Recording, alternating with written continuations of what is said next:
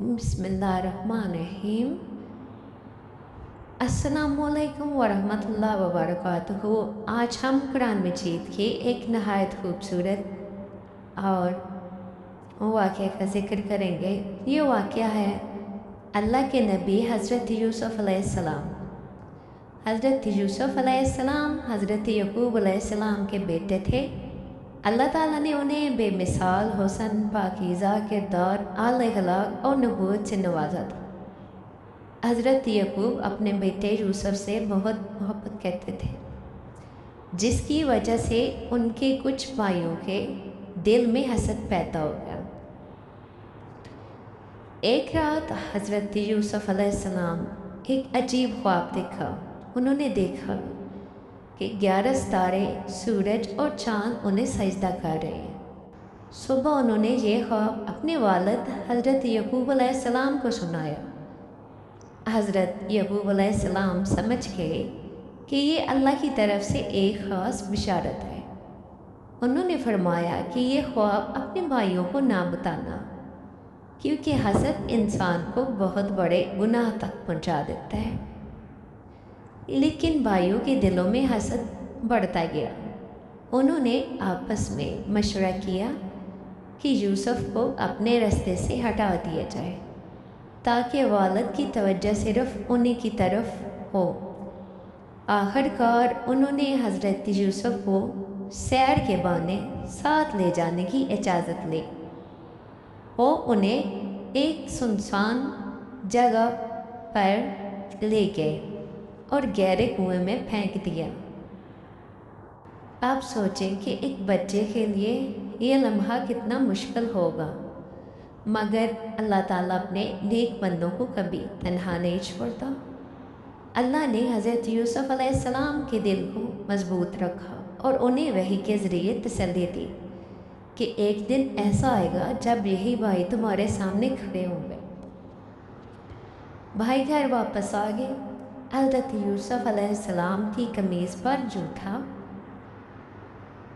खून लगाकर कहा कि भेड़िया उन्हें खा गए।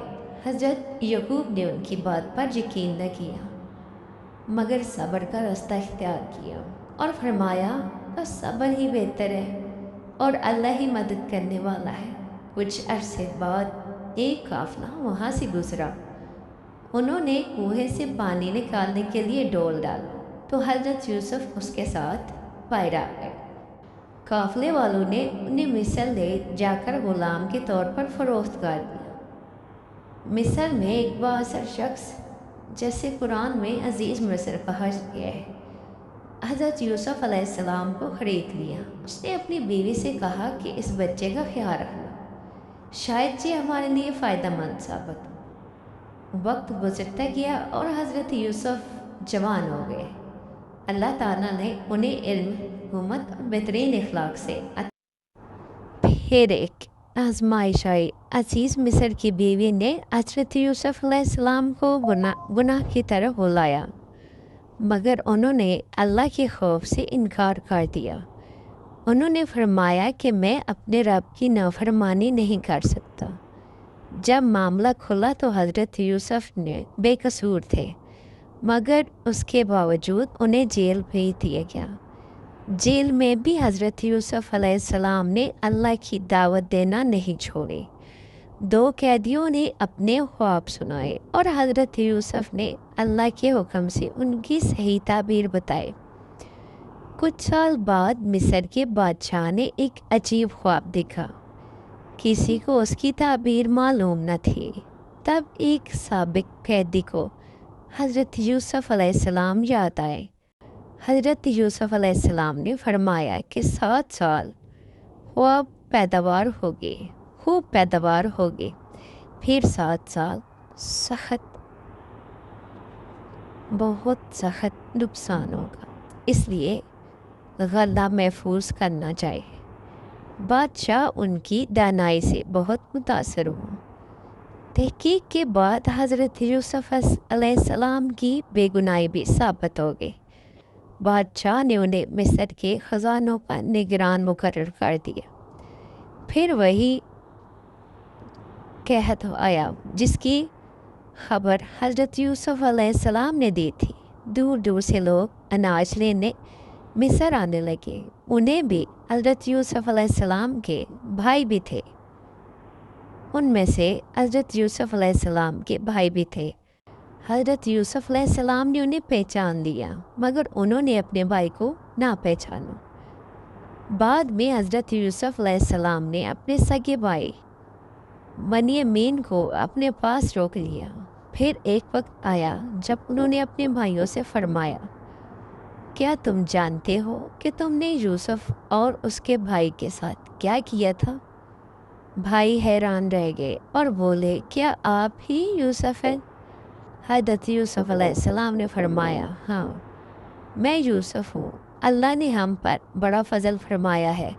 भाई अपनी गलती पर शर्मिंदा हो गए और माफ़ी मांगी। हज़रत यूसुफ अलैहिस्सलाम ने इंतकाम लेने के बजाय फरमाया, आज तुम पर कोई मलामत नहीं, अल्लाह तुम्हें माफ़ करे, वो सबसे ज़्यादा रहम करने वाला है। फिर हज़रत यूसुफ अलैहिस्सलाम ने अपनी तमीज़ वाला हज़रत यकूब के पास भेजी। जैसे ही उनके चेहरे पर डाली गई खमीस, अल्लाह के हुक्म से उनकी बहनाई वापस आ गई। आखिरकार पूरा ख़ानदान मिस्र पहुंच गया। हज़रत यूसुफ अलैहिस्सलाम ने अपने वालिदैन को इज़्ज़त के साथ अपने पास बिठाया और सब अल्लाह के हुक्म से ताज़ीमी सजदे में झुक गए। इसी तरह बचपन का ख्वाब पूरा हो गया। इसी वाक़े से हमें सबक मिलता है, हसद इंसान को तबाही की तरफ ले जाता है। सब्र करने वालों को अल्लाह कभी तन्हा नहीं छोड़ता। मुश्किल वक्त हमेशा नहीं रहता। अल्लाह हर तंगी के बाद आसानी अता फरमाता है। माफ़ करना अल्लाह के बंदों की सिफ़त है। अल्लाह ताला हमें हज़रत यूसुफ अलैहिस्सलाम की तरह सब्र, पाकीज़गी, सच्चाई और अल्लाह पर कामिल भरोसा अता फरमाए। आमीन या रब्बल आलमीन। हमारे चैनल ज़रूर सब्सक्राइब करें, लाइक करें। बहुत शुक्रिया। बिस्मिल्लाहिर्रहमानिर्रहीम। अस्सलाम वालेकुम वरहमतुल्लाहि वबरकातुहू। आज मैं आपको वाक़या सुनाती हूँ हज़रत मूसा अलैहिस्सलाम और फ़िरौन का। आज हम कुरान मजीद के एक अजीम और ईमान अफरोज़ वाक़े का ज़िक्र करेंगे जो अल्लाह के जलील अल क़ादिर नबी हज़रत मूसा अलैहिस्सलाम और ज़ालिम बादशाह फ़िरौन के मुतल्लिक़। ये वाक़या हमें सिखाता है कि ज़ालिम चाहे कितना ही ताकतवर क्यों ना हो, अल्लाह की कुदरत के सामने इसकी कोई हैसियत नहीं। फ़िरौन मिस्र का बादशाह था। वो ख़ुद को खुदा कहता था और लोगों से अपनी इबादत करवाता था। उसने बनी इसराइल पर बेहद जुल्म किया।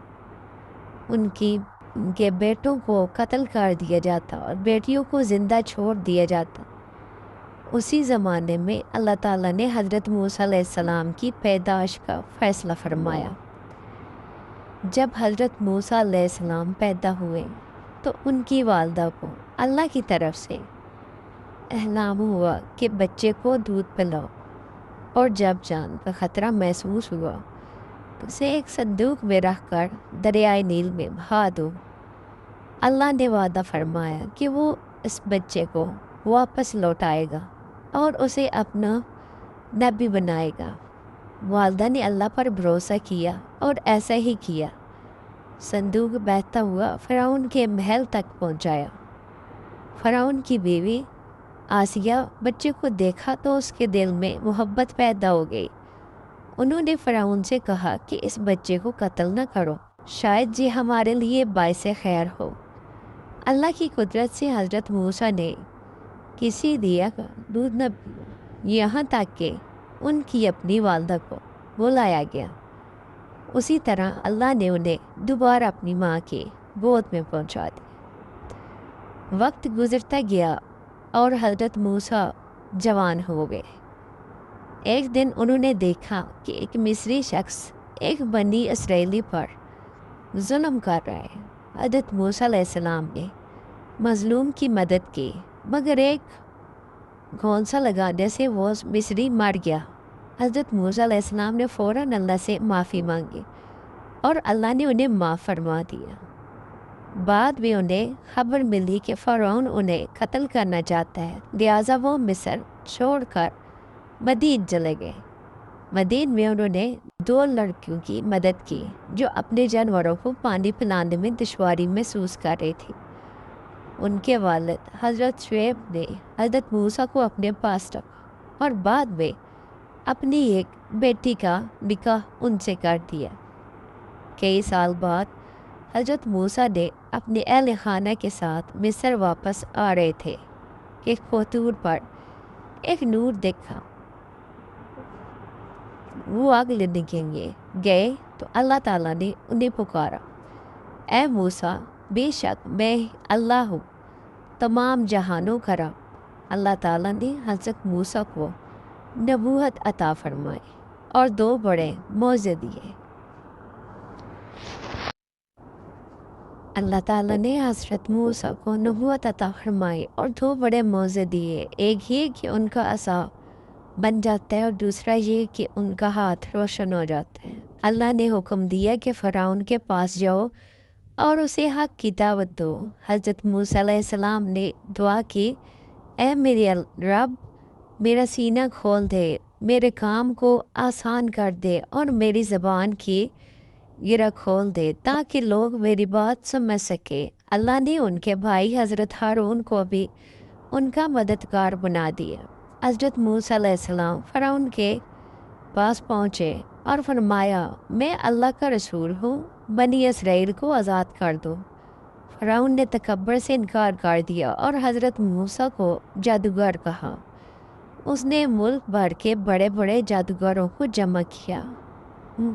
مقررہ دن ہزاروں لوگ میدان میں جمع ہوئے۔ جادوگروں نے اپنی رسیاں اور لاٹھیاں پھینکی تو ان لوگوں کو وہ سانپ نظر آنے لگے۔ پھر اللہ کے حکم سے حضرت موسیٰ علیہ السلام نے اپنا عصا پھینکا جو ایک عظیم اسودہ بن گیا اور جادوگروں کا سارا جادو نکل گیا۔ جادوگر فوراً سجدے میں گر گئے اور بول اٹھے، ہم موسیٰ اور ہارون کے رب پر ایمان لے آئے۔ فرعون غصے سے پاگل ہو گیا اور اس نے جادوگروں کو سخت سزائیں دینے کا حکم دیا، لیکن وہ ایمان پر ثابت قدم رہے۔ اس کے باوجود فرعون نے ایمان قبول نہ کیا۔ آخر کار اللہ تعالیٰ نے حضرت موسیٰ کو حکم دیا کہ بنی اسرائیل کو رات کے وقت مصر سے نکال لے جائے۔ جب فرعون اپنے لشکر کے ساتھ ان کے پیچھے پہنچا تو سامنے سمندر تھا اور پیچھے دشمن۔ بنی اسرائیل گھبرا گئے، مگر حضرت موسیٰ نے فرمایا، ہرگز نہیں، بے شک میرا رب میرے ساتھ ہے، وہ ضرور راستہ دکھائے گا۔